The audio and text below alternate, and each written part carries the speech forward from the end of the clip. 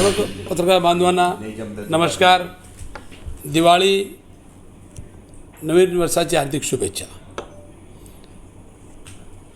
PC बोलायचं कारण असा होता की दिवाळीच्या दिवशी मी पक्षाचा सर्व पदाचा राजीनामा दिला आणि भाजपमध्ये प्रवेश केला. मला कोणाच्या विरोधात बोलण्याची काही इच्छा नव्हती. ठीक आहे, मला नाही पटला, मी पक्ष सोडला. कोणाबद्दल मी टिप्पणी केली नाही, एका विषय मी कुठे काढला नाही. किंतु ज्या घाणेरड्या पद्धतीने माझ्यावर आरोप केले काही जे पक्षात कधी कामच करत नव्हते असे लोकांनी, आणि माझ्यावर फार वाईट शब्द वापरले, म्हणून मला PC घेण्याची गरज पडली.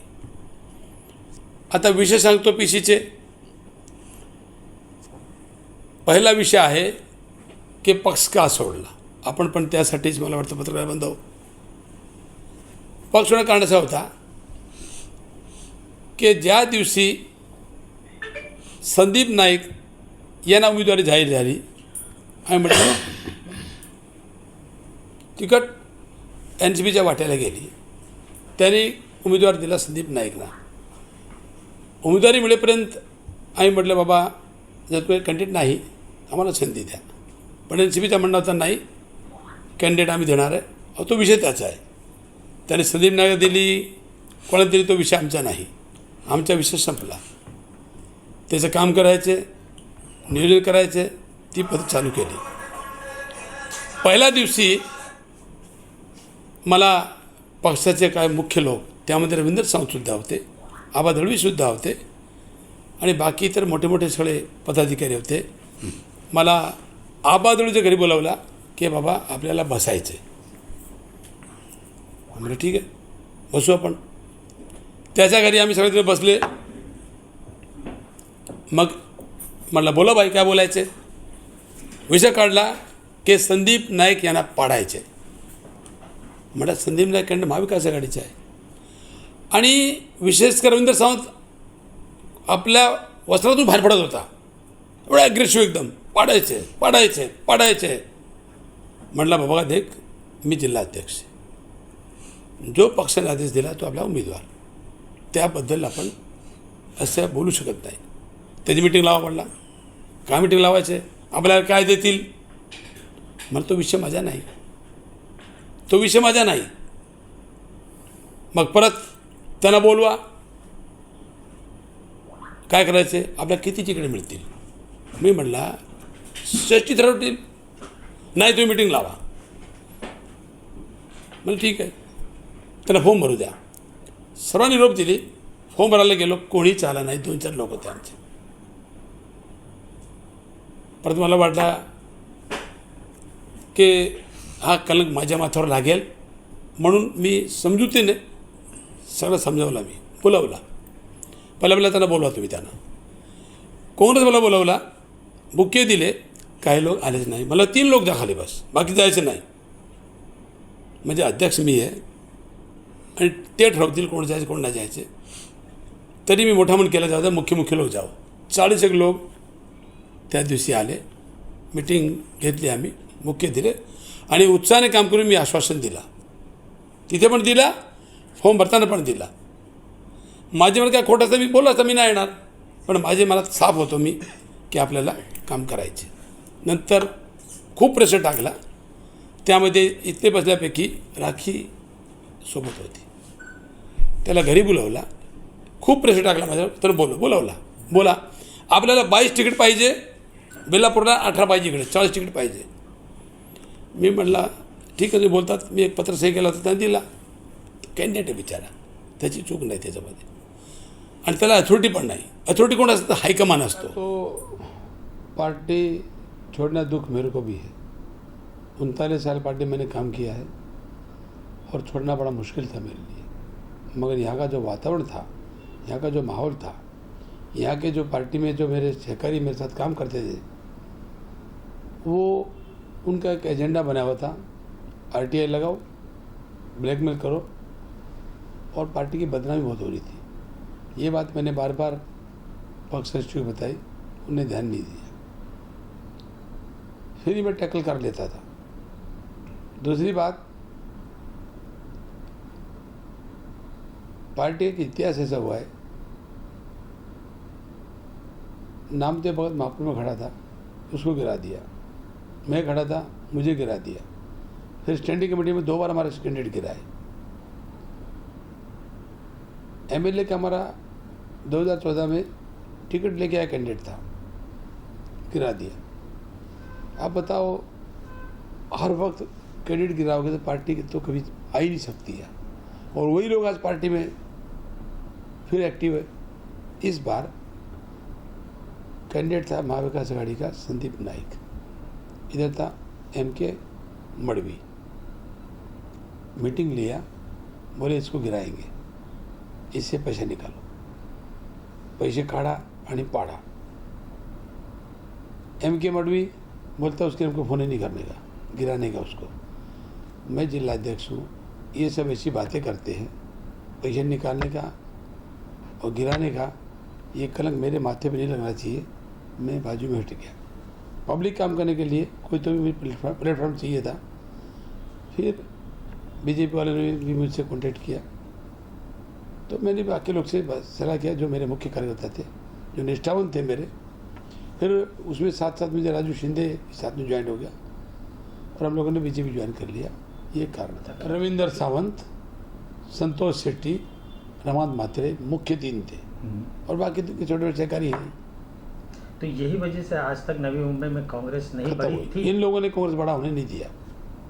तो अब आप भाजपा में गए हैं, वहाँ पे आपकी क्या सोच रहेगी और किस तरीके से? कुछ नहीं, वो डिसाइड पार्टी करेगी, मेरा काम करेगा। मैं काम अच्छा करूँगा, जनता जुड़ेगी तो मुझे उनका वो फल देगी। मैं कुछ करूँगा तो कौन फल देगा? मुझे कोर्जे पद क्यों मिले? मैं काम करता था, और यहाँ पर काम करती मुझे उसके हिसाब से मुझे फल मिलेगा। मेरा फल तो मेरे कर्म पे मिलेगा ना, मैं कर्म करूँगा ना। मैं कर्म में विश्वास करने आदमी हूँ। मैं कभी कोई चीज़ का विश्वास सिर्फ एक है, कर्म। पर्चा छोड़ना ही छोड़ना है। पर्चा शामिल किया, हमारे पार्टी वालों सबको बुलाया, कोई नहीं आया। 5-7 लोग आए थे। कांग्रेस भवन के अंदर मीटिंग बुलाई, कैंडिडेट बुलाया, 20-25 आदमी थे। MK मड़वी बुलाया, कैंडिडेट बुलाया, 20-25 आदमी। बोलते 3-4 आदमी जाओ, इससे बात करो पहले, फिर हम काम करेंगे।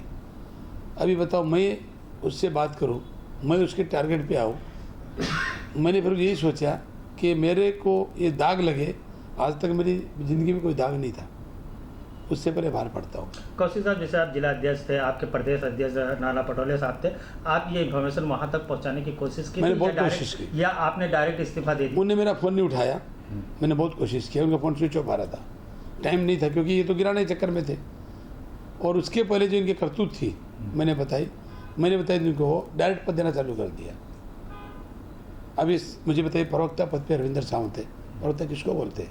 एक क्वालिफाइड आदमी को, जिसको धर्म का ज्ञान हो, जिसको गीता पे, बाइबल पे, कुरान पे, महाभारत पे, जिसको धर्म की क्या परिभाषा है, देश की अर्थव्यवस्था क्या है, देश की वाणिज्य व्यवस्था क्या है, देश की करंट अफेयर्स क्या है। 10वीं पास आदमी है, उसको कोई चीज़ का मालूम नहीं है, वो प्रवक्ता ऊपर से बन के आएगा, फिर मेरी क्या इज्जत रहेगी? लेकिन कौशिक साहब, जिस तरीके से आप 40 सालों का सफ़र कांग्रेस में था, आपकी पकड़ दिल्ली तक, मैंने खुद शायद मुझे मालूम है कि आपकी दिल्ली तक पकड़ थी ना? तो ये सब चीज़ें आपने वहाँ तक पहुँचाने की कोशिश नहीं की थी? देखो, जिनसे पकड़ थी वो तो आज एक्सपायर हो गए। अहमद पटेल साहब थे, बहुत अच्छे आदमी थे, वो एक्सपायर हो गए। अब जो दिल्ली वाले बैठे हैं साहब, उतना ध्यान नहीं देते, इसलिए फिर मैंने बोला छोड़ देते हैं। देखो, ऐसा है, कोई लालच नहीं, कोई एजेंडा लेके नहीं आए। पार्टी की विचारधारा के हिसाब से काम करना है, फ्रेमवर्क में काम करना है, यही एक एजेंडा है। देखो, ऐसा है, बाप BJP से लड़ता है, वो पार्टी ने डिसाइड किया है। बेटा NCP से लड़ता है, वो बेटे ने डिसाइड किया है। अब हमारे को तकलीफ क्या हो रही है कि बाप बेटा सामने आमने हैं, एक तरफ वो एक तरफ, वो सब्जेक्ट हमारा नहीं है। हमारा क्या है, पार्टी कैंडिडेट। बाप कौन बेटा कौन सब्जेक्ट नहीं हमारा। पार्टी ने जो टिकट दिया ना वो कैंडिडेट, वो लाइन पकड़े चलना आपने। क्यों? क्योंकि कैंडिडेट चुन के आएगा तो सरकार सत्ता में आएंगे। अगर ये देखेंगे बाप है ये बेटा, ये गलत हो जाएगा।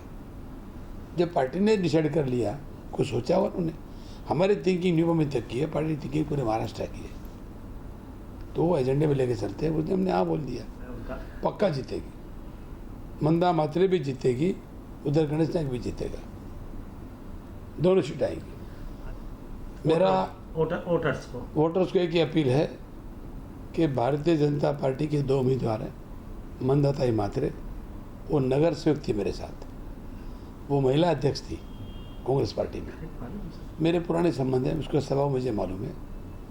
और दूसरा एक अनुभवी आदमी जिसका राजकारण का बहुत लंबा अनुभव है, गणेश नायक साहब। 2 अच्छे कैंडिडेट हमारे पास खड़े हैं और शायद कोकण में एक ही महिला है। तो ये 2 कैंडिडेट चुन के आए। मैं पब्लिक को विनती करूंगा कि जो विचारधारा बीजेपी की है उस विचारधारा को समझ के पार्टी को आगे रख के महाराष्ट्र के अंदर एक अच्छा नेतृत्व है देवेंद्र भाई फडणवीस का है। फडणवीस साहब की कम उम्र सीएम बने, अनुभव अच्छा है, यंग है, उसके माध्यम से हम इस देश का नेतृत्व देख रहे हैं और उस नेतृत्व को ध्यान रख के दोनों सीट को जीतो, ये पब्लिक से मेरी अपील है। ये तो आपको बताया मैंने कि कांग्रेस पार्टी आज के दिन यहाँ कोमा में गई, कितने इंजेक्शन मारो ये जिंदा नहीं हो सकती है। मैं एक डॉक्टर अच्छा था तो मैं पीछे हट गया क्योंकि ये कोमा की चीज़ें ये कोई फ़ायदा नहीं इसमें करके। और दूसरा क्या है कि कांग्रेस पार्टी की नई एक छाप बन गई अभी, वो ये बन गई है आरटीआई लगाओ, ब्लैकमेल करो, पैसे निकालो और कैंडिडेट गिराओ। ये पार्टी है, गद्दारों की पार्टी है, सिर्फ एक काम गद्दारी, इसलिए हमने छोड़ दिया। वो कांग्रेस नहीं है जिसको अंदर हम काम करते थे, ये वो कांग्रेस है न्यू बॉम्बे में जहाँ सारे गद्दार मरे, डाल डाल पे गद्दार मरे। क्या संतोष शेट्टी की हिस्ट्री है, उसकी मिसिज भाजपा में, वो कांग्रेस में, उसकी मैनेजर भागी, वो गई उसमें अपना भाजपा में गई, फिर वो चली गई एनसीपी में। क्यों? वो अच्छी लड़की थी, वो उसकी मैनेजर अच्छी लड़की थी, क्यों गई वो? इससे दुखी हो गई। मिसिज क्यों गई? मुझे बोलता है पड़ोती गई। अरे पड़ोती तो खुद है, तेरी मिसिज तो छोड़ गई, वो भी पड़ोती थी क्या? और तेरी मैनेजर छोड़ गई, वो भी पड़ोती थी क्या? तो ये इसकी जो लैंग्वेज है ना, इसके लिए कोई जुड़ता नहीं इनके साथ।